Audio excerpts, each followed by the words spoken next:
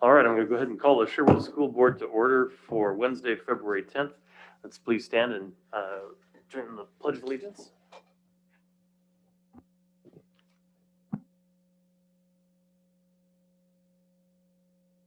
And to the republic for which it stands, one nation, under God, indivisible, with liberty and justice for all.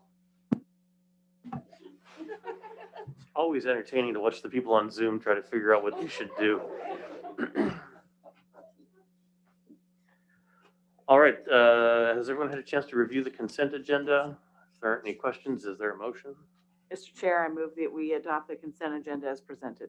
I'll second. It's been moved and seconded. All in favor say aye. Aye. Opposed? Consent agenda is adopted.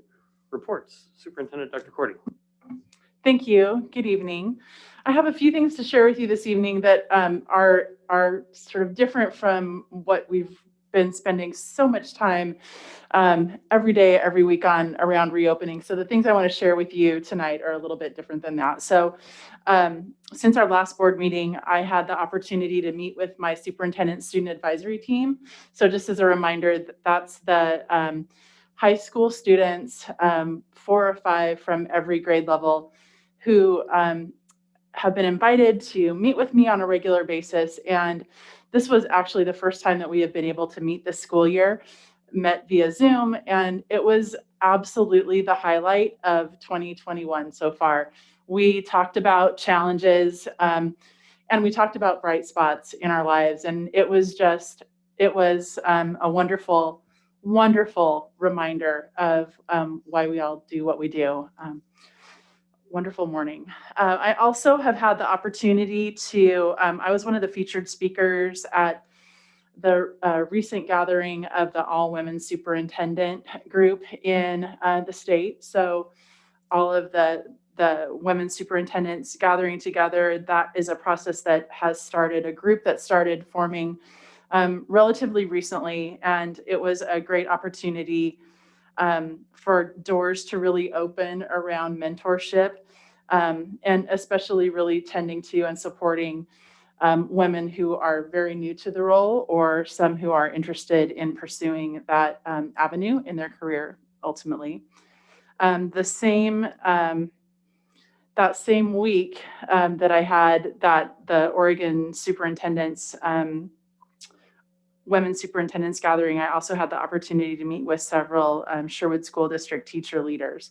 And these are teacher leaders who have reached out to me at different times to just really engage in mentoring and coaching conversations. And so that was another really wonderful day. And it was when I got to meet with all 3 of those. And last but not least, I really have entering into those conversations and taking the time to be present with folks in that way just has been a wonderful reminder about how important it is to slow down and to really remember the things that are really important about helping others and helping others in this work that we do. So that concludes my report. Thank you. Thank you. Next up, ASB Student Representative Ainsley. Good afternoon. Oh, wow. Good evening, actually. So today is the second day of third quarter. We have started all of our new classes and gotten all of our stuff from the school. And I'm very, very impressed that we're still able to do like ceramics and stuff, because my friends took home like a giant box of clay. And I'm just so glad that you guys gave us that opportunity to still be able to do that. This weekend is Valentine's Day. The Mixolydians are somehow figuring it out to do their singograms, so that's super cool. And then for Sparrow Club, we're trying to still do our little like rose things where we would deliver roses to whatever student would buy one during the school day. Obviously, we're not all in the building, so it's going to be a little harder, but we raised the prices a little bit, but we're still seeing if it'll still work out because Safeway hasn't gotten back to us and all this stuff, but totally good. And then sports start in 2 weeks for the fall season. So we are very excited. And yeah, that's all I have for today. Great, thanks, Ainsley. Next up, Sherwood Education Association, Ms. Stoffer, Mr. Pace. Hello, Chair Allen, board directors, Dr. Cordy, administrators on.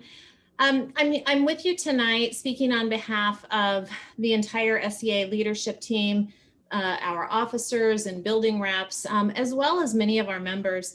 We really just want to thank you for your discussion of our reopening request at last week's work session. We recognize the significance of it, and we just want you to know how sincerely appreciative and grateful that we are for your consideration of it. We really value the working relationship that we have with you, and we certainly look forward to a continued partnership as we move forward. So thank you very much. Thank you. Kyler, did you have anything to add? Great. All right. Oregon School Employees Association, Ms. Sykin. Good evening. Thank you.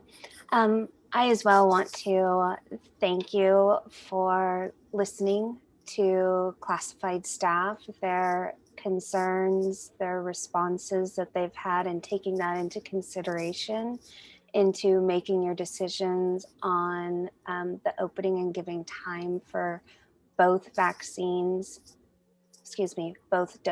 of the vaccines, and then the waiting period following. So we thank you for listening and taking us into consideration. Great, thank you. With that, I don't believe we have a city council rep here, so that'll conclude reports. That moves us on to update on reopening plans. I'll turn it back over to you, Dr. Cordy. Okay, thank you. So this evening, in information and discussion, our focus will be to provide an update on the reopening plans. We will be, just to take a little bit of a look at the topics we're going to cover tonight, we're going to review the metrics and give a status update, along with a vaccine update and what we're learning about waves 3 and 4. Talk about in-person instruction timelines, most notably at K1, 2-5, and really talk about what you can expect next week at your work session, when the focus is really going to be on grades 6 through 12, and a lot more information to share with you next week around those grades. But we'll talk about that a little bit more here this evening as well. And then Can I just interrupt with a quick you comment? bet. Yeah. I think we've been really clear about the fact that we want to open elementary grades, and that's what we're talking about tonight, are the specifics and more details around dates. We are equally clear about wanting to open all remaining, I shouldn't say open because we've been open, having in-person education for all remaining grades. We're just not at a place tonight where we've got the detail to talk about that. We are committed to it, and that'll be the subject for next week. That's right. That's right. Well said. So with that, I'll hand it off to Mr. Rose, and he'll start us in with the metrics, status update, and vaccine update. Mr. Rose. Thank you, Dr. Cordy, Chair Allen, members of the board. This first slide here is one you've seen before. It is the January 19th metrics. And just kind of as a reminder, the orange column is where we can first open K1 and 2-5. That's if, as a county, we are below 350 cases per 100,000. As we move left to the yellow column, if we can get under 200 cases per 100,000, then we can continue with on-site and hybrid instruction for elementary. And as we show that we can do that successfully, then we can bring on our 6 through 8 and 9 through 12 students. Moving forward, I have good news for you. Speaking of our Washington County rates, we have continued to trend down over the last 4 weeks. And this week we were at 165.6 cases per 100,000 and a test positivity rate of 4.3%. So we are solidly, I would say solidly in that yellow column at this time. And so that allows us to continue our conversations tonight about K5 and have that real conversation next week regarding 6 through 12. So great news there. And with that, I'm actually going to move us on to the vaccine update, because that's been a great process as well. As we mentioned last week, we've been through wave 1 and wave 2. As anticipated, wave 3 opened Thursday of last week. We did not make it all the way through wave 3. I anticipate that we will have additional appointments opening very soon. That round of appointments will kind of stretch into early next week. I don't expect it to cover all of wave 3, but the following reopening of wave 3 should take care of the rest of the 6th through 8th grade staff. Wave 4 will likely begin at this point, appointments on the 24th of this month. And that's, again, our largest wave. Not exactly sure at this moment how long that will take, but we're very hopeful that we'll start the 24th and get through that group just as quickly as possible. One question that has come up in the last 24 hours is with the weather that is theoretically coming later this week, what will that do to the Oregon Convention Center and the vaccination clinic there? My understanding at this point is they anticipate operating as normal. Anyone that is unable to make it there safely will need to reschedule, and they're working on a process to allow them to do that without having to go back through the original chatbot process. So hopefully people can make it and we won't have to worry about that, but the site will be open for vaccinations throughout the weather. We are going to follow CDC and FDA recommendations related to doses and the waiting periods.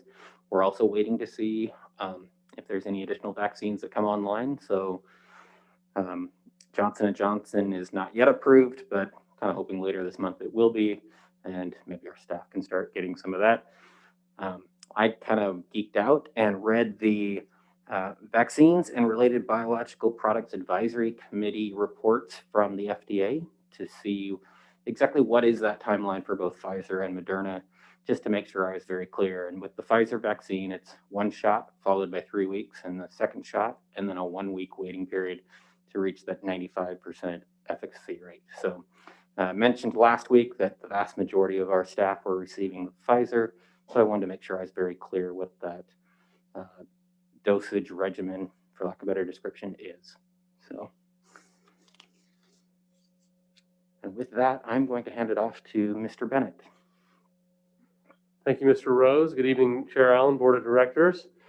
So I'm excited to talk to you based on that vaccine data and the work we've done.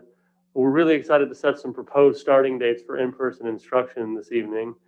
So what we're proposing, and this is part of the action item we'll ask you to take action on after the public comment later this evening, is that we would open kindergarten and first grade starting March 8th, and grades 2 through 5 starting 1 week later, March 15th. And those follow those vaccination timelines suggested by Mr. Rose.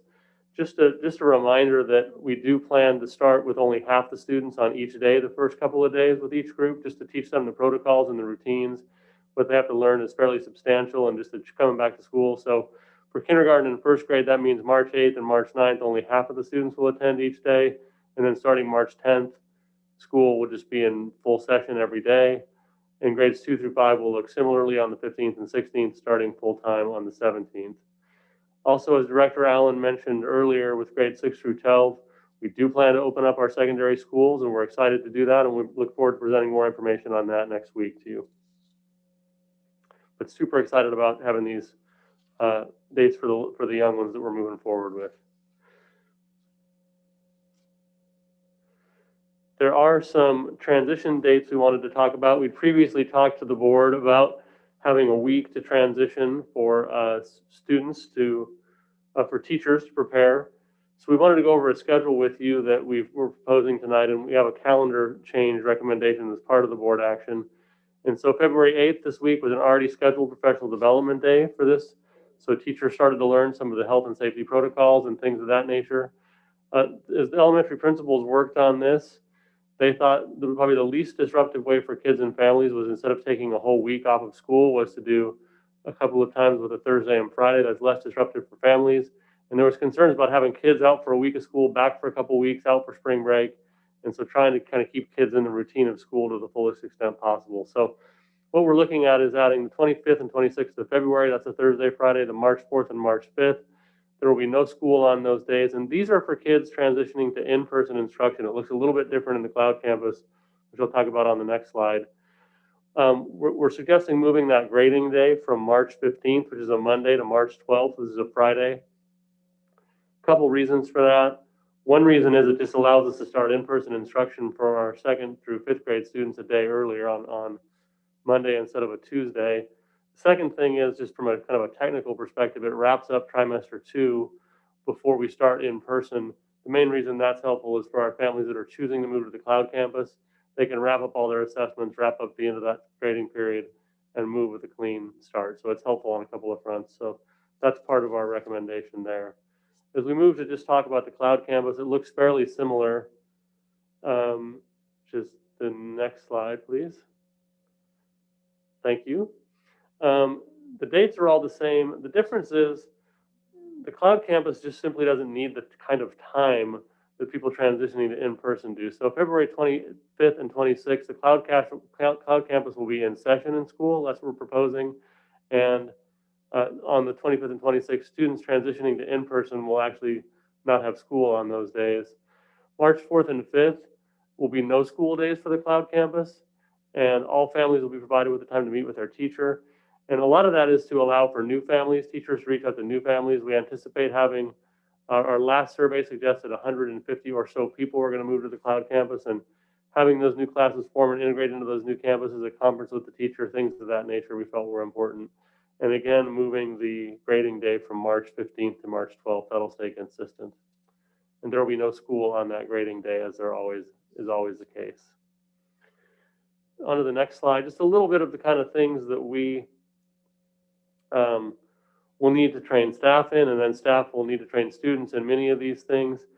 Many of things are just brand new for in-person learning. I mean, we always do emergency drills, but they look different in this situation. And some of our buildings have, like Hawksview's never been in elementary, so they'll have to not only train their staff in emergency drills, period, because it looks different than it did at Hopkins, where there's some institutional memory.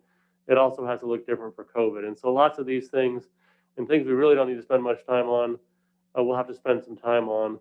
And then that last bullet item is something that we, always do, working on individual health and behavior protocols for our kids. Some of our kids have health conditions that require a fair bit of knowledge from our teachers and protocols they need to follow, and same with behavior, and we anticipate those maybe being even more so in the current environment. And so just time for teachers to prepare for that. That's a normal just start of the school thing. Just some examples of things we'll be doing that week.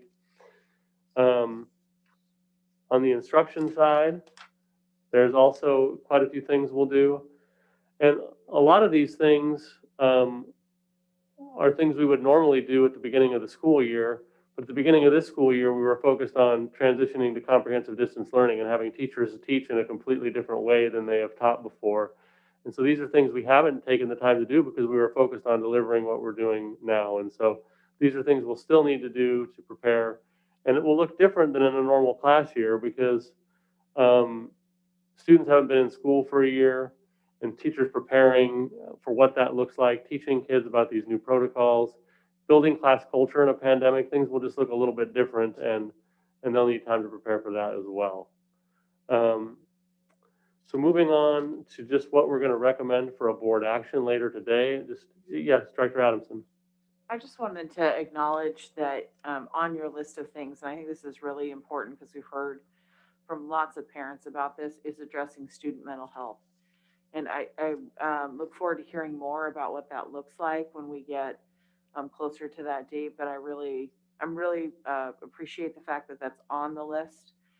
It should always be on the list, but I'm particularly now, given all of what that transition is going to look like. I appreciate that. Thank you for that. We agree, and we just know kids have been at home and isolated, and we want to make sure we're tending to their issues coming back at school at this time. So thank you for that.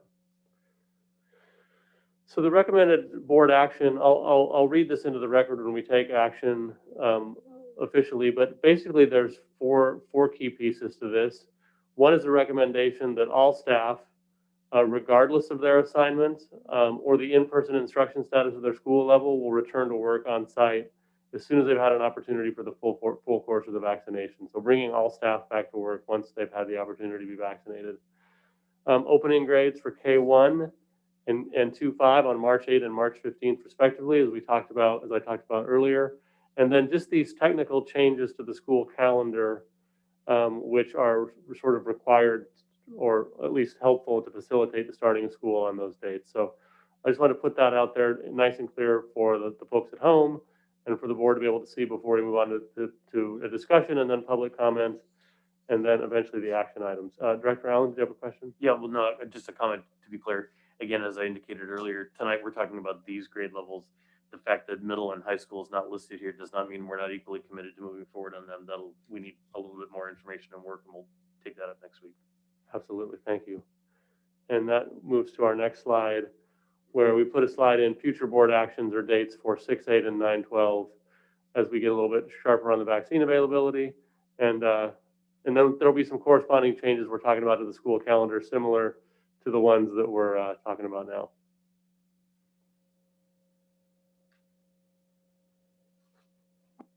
Sorry. Discussion. Questions? Well, first, thank you for the huge amount of work that I know has gone into this, not just over the last several weeks as we've been moving forward on this, but really for the last better part of a year since school ended back in March. I really want to thank SEA and OSEA leadership as well and their members. We're all doing stuff that we haven't done before. We're all learning these things as we go, and I really appreciate the working relationship that we've had and continue to have as we work through these issues. I'm glad that we're talking about dates certain and able to move forward, and I'm certainly ready to take up action. Other thoughts? Just to reiterate, this is Mike. Wave 3, the vaccinations are starting now, and that's affecting the middle school teachers. Wave 4, with the high school teachers and others, will be starting towards the end of the month. So, this is part of the reason why, things are stair-step, with elementary opening first, then middle and high school. Want to make sure that's understood in the community. Great, thank you. Other comments? Sue? I'll keep this short, but I just want to say the same thing. It feels really good to see some dates up there and to feel some forward progress. And I can't wait till next week where we're talking about everybody. So super thankful for all of this hard work. It's definitely not the same school that we're all used to, but it's going to be incredible to have everybody back together. I'm looking forward to that. So thank you all. Anybody else? All right, I think just that wanna- then takes us to, yeah, good. I was going to say, I want to get through the next steps so that I can make a motion. I'm really super motivated about that part. Hold your horses. Okay. All right, next up is public comment. Ms. Andrew.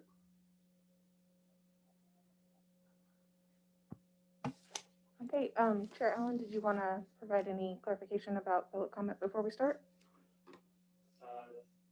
Just the comments that we've made before that we don't take anonymous comments, but if they're named and identify and give some idea of where where they're from, we'll go ahead and do those. And if there are comments we've occasionally had comments that are extensive, cut and paste from news articles or those kinds of things, we would put those in the record, but not read them out loud. Okay, thank you. Okay, from Sabrina Prill at 22444 Southwest Chapman Road. Courage is not the absence of fear, but the mastery. Mark Twain. We are living a human experiment. Keep children isolated long enough and they will suffer lifelong consequences. If your family is not experiencing a child's mental health crisis, then know you are blessed, lucky, and in the minority. The new NG grading system is a clear indicator of how well children are coping. In our home, we teach our children to seek the truth behind decisions, follow the money, power, and pride. People are angry because it doesn't add up. Children are suffering, yet the rules change and the excuses grow. Why is the union leading the narrative and instilling paralytic fear into the hearts of our district? Of course, our district values our teachers and wants them safe, but you're no longer asking for safety, you want a guarantee. Where is the union rep for my children? Survey questions should be, who wants to help 15 seniors graduate who are giving up? Who wants to save 20 teenagers from trying to harm themselves by June? Who wants to pull 100 middle schoolers out of prolonged learned depression? Who wants to teach grade schoolers to love academics without fear? Who wants to help parents return to work and feed their family? Unwarranted fear cannot lead us. Our community is stronger than this. Metrics will not keep us safe. Safety protocols and masks work. The CDC has again and again slated schools are safe if protocols are followed. The state has spent millions on school safety equipment. Districts are not dangerous for opening. They're finding courage to try, knowing it's not perfect, and they are succeeding. Focus on what works, not what doesn't. I also work outside the home, no vaccine, and take care of an elderly parent. You are not alone in your fears. Families and teachers need to make tough individual choices, but the fear of a few is being presented as paralysis for the district. In addition to grade schoolers, we must get our middle and high school students back in person by Q3 or Q4, and not just try, but guarantee they will be in-person hybrid school, or we will have further mental health tragedy in our district that we are all responsible for. The Sherwood School District has been a leader for decades, and you can do it again. Find your courage, push back on unrealistic fear, let go of perfectionism, and please focus on what other districts are doing successfully. It is possible to reopen schools and save our children's mental health while all being safe. Chet Mehta, 17850 Northeast Leander Drive, Sherwood. In the January 20 board work session preceding the board meeting, the term white supremacy was used in connection with discussion of the return to school framework. An educator stated, education as a whole was built on the system of oppression and white supremacy, and we are trying to talk about that more. This usage has become the flashpoint of discussion, debate, and inappropriate personal attacks. Let me try to characterize why so many have found its use offensive, divisive, and condescending, and let me preface my comments by saying that I'm the parent of 3 children in the school district who would classify as being from an underrepresented population, or as would say in our family, who are ethnically diverse. The term white supremacy is damaging to the entire student body. It is teaching non-minority students that minority students are victims and therefore cannot be held accountable for their actions or judged by the same standards as non-minority students. That they are such victims that they need special help because of their inabilities. It is teaching minority students that they have limited control over their fate. For these students, it creates the very sense of inferiority that we are seeking to stamp out. It teaches that their outcomes in school, life are not the result of drive and ambition, but rather the sufferance and good graces of an enlightened class who have taken pain to improve the lives of the less able. It sets them up not for future success, but for future failure. Of course, that is not the intent of those who use the term white supremacy as something that needs to be countered, but it is the long-term effect on a young person's psyche. In short, we risk minority students feeling their life is a result of circumstances around them and not a result of their own actions. We risk having non-minority students feel the very sense of superiority against which we rail. Let me respectfully offer a suggestion. Let this board focus 100% of its efforts on the safe return of students to school, while at the same time forming a committee of parents with diverse viewpoints and faculty members to brainstorm and provide input and ideas on a future state, reimagined school environment, but let that not delay the important job of returning our students safely to school.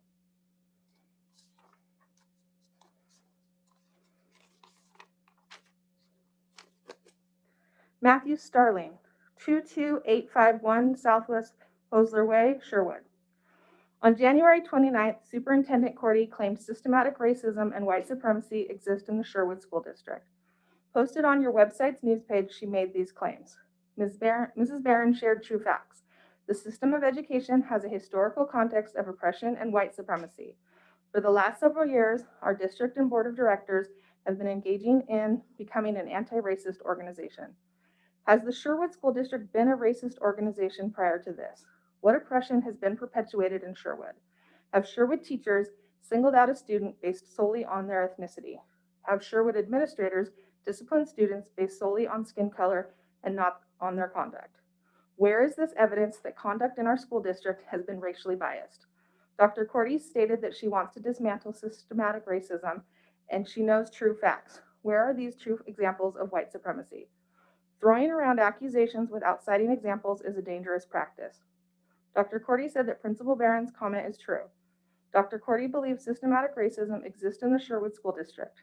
If the situation does exist and has existed for 11 years, Superintendent Cordy needs to identify by name who has been participating in this abhorrent behavior.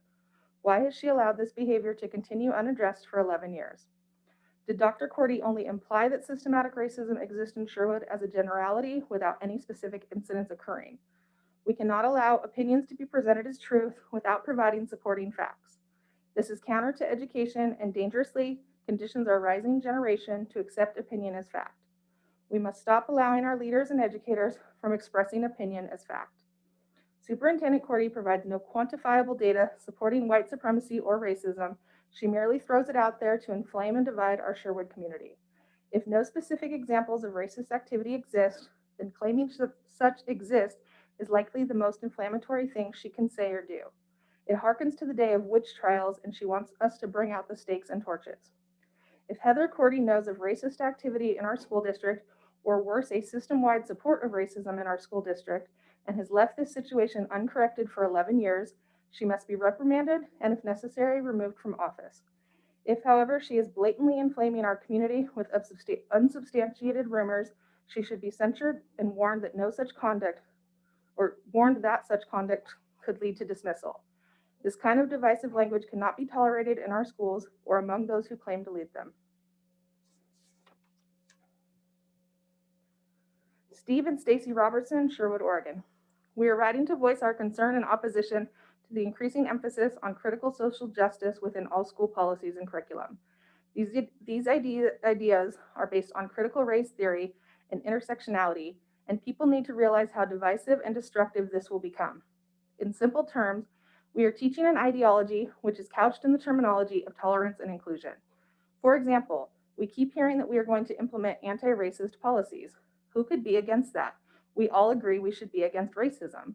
However, what this really means is that we will teach and administer policies that consistently try to find racism in every single human interaction. The question is not, did racism occur, but how did racism manifest? Racism permeates everything, and even if it's not obvious in a given situation, you just have to keep trying to find it. You can't just not be racist, you must be actively anti-racist. And if you even question or criticize any of the anti-racist project, then you are definitely racist. Another concept permeating this entire woke social justice ideology is the idea of white fragility by Robin DiAngelo. She teaches that white people are born with innate racism, and it's a lifelong project to overcome this original sin. Sounds like a religious claim, doesn't it? Anything that teaches that certain groups have innate behavioral or mental characteristics should not be tolerated, but instead we are racing to implement these concepts with religious fervor. We have a child in Sherwood High School, and we teach tolerance and fairness for all people regardless of race or ethnicity. This was the hard-won idea of Martin Luther King and the civil rights movement that was finally accepted by the vast majority of society.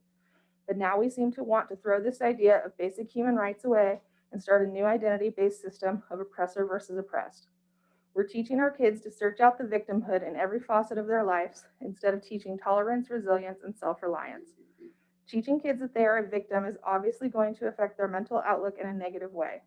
Stop teaching kids the victim narrative. Stop teaching them to see everything through the lens of oppressor versus oppressed.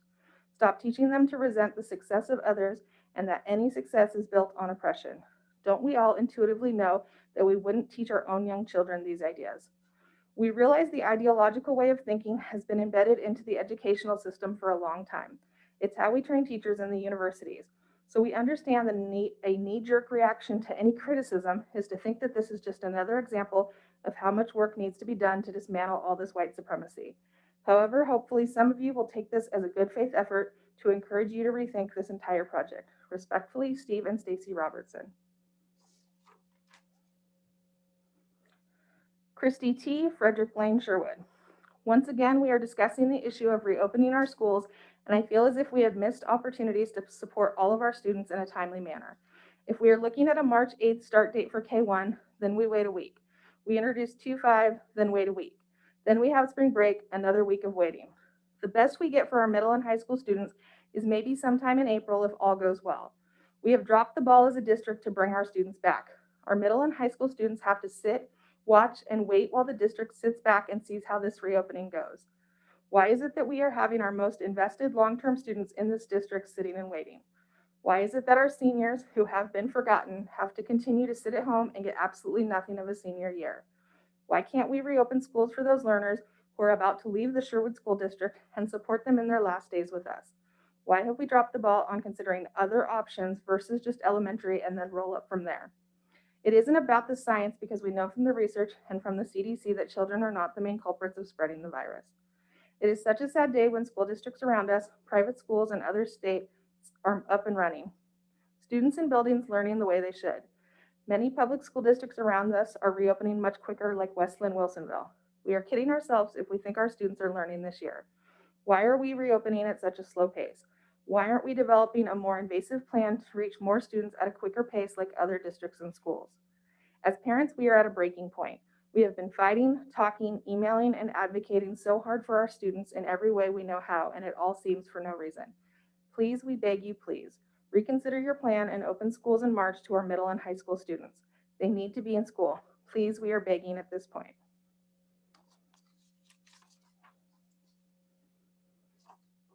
Todd T. Frederick Lane, Sherwood.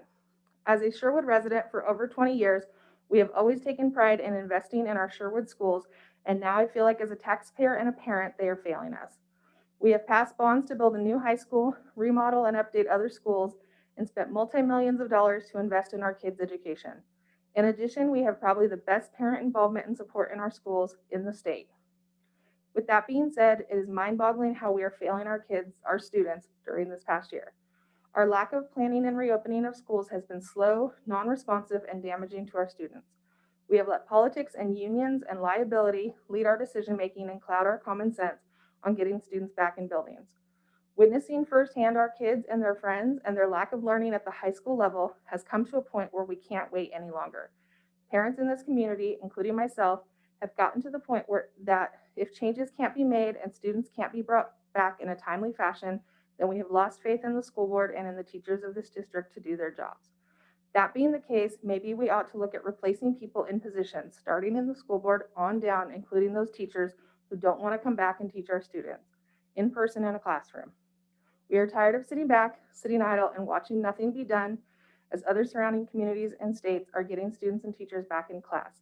It is time to act. And that concludes public comment.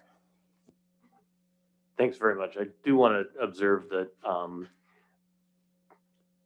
we take public comment and we don't engage when people are here for public comment. We don't engage in a back and forth discussion or correct facts or do any of those kinds of things. We use it as a time to hear community voices, but I would like people who are watching to please not take our lack of interaction or lack of comment on these comments to represent any kind of an agreement with comments that we've heard. We're simply taking that feedback and listening to it, and we're ready to go ahead and move on. So with that, let's go ahead and move to reopening recommendations. Mr. Bennett. Thank you, Chair Allen. Tonight, we have a recommendation for you. I'll read it into the record. It's what we saw on the slide before. So in addition to those already working on site, all staff, regardless of assignment or in-person instruction status of their school level, will work on site when they've had the opportunity to receive a full course of vaccination following FDA and CDC guidelines. Item 2, grades K1 open for in-person instruction starting on March 8th. Grades K1 open for in-person instruction on March 8th. Grades 2 through 5 open for in-person instruction on March 15th. And the following calendar changes: change the elementary grading day from March 15th to March 12th, and add the following elementary professional development days, February 25th and 26th. Those will be for the students transitioning to in-person instruction only, and March 4th and March 5th, professional development days for cloud campus and in-person classrooms. Is there a motion? Mr. Chair, I move the motion as read by Mr. Bennett be adopted by the board. Is there a second? I'll second. Been moved and seconded. Any discussion? All in favor say aye. Aye. Opposed? Motion carries. Next up, OSBA policy updates. Mr. Bennett. Or Mr. Emmert, excuse me. Thank you, Board Chair Allen. Last month, we brought policy revisions for policies in sections G, J, and L, and tonight we bring those back for second read and adoption. Mr. Chair, I move that we adopt what Mr. Emmert just said and adopt the policy updates as presented. I'll second. Moved and seconded. Any discussion? All in favor, say aye. Aye. Aye. Opposed? Motion carries. All right, that concludes our business for tonight. The next work session will be next Wednesday, February 17th, where we'll talk about middle and high school reopening. Any comments for the general good before we adjourn? If not, then we are adjourned.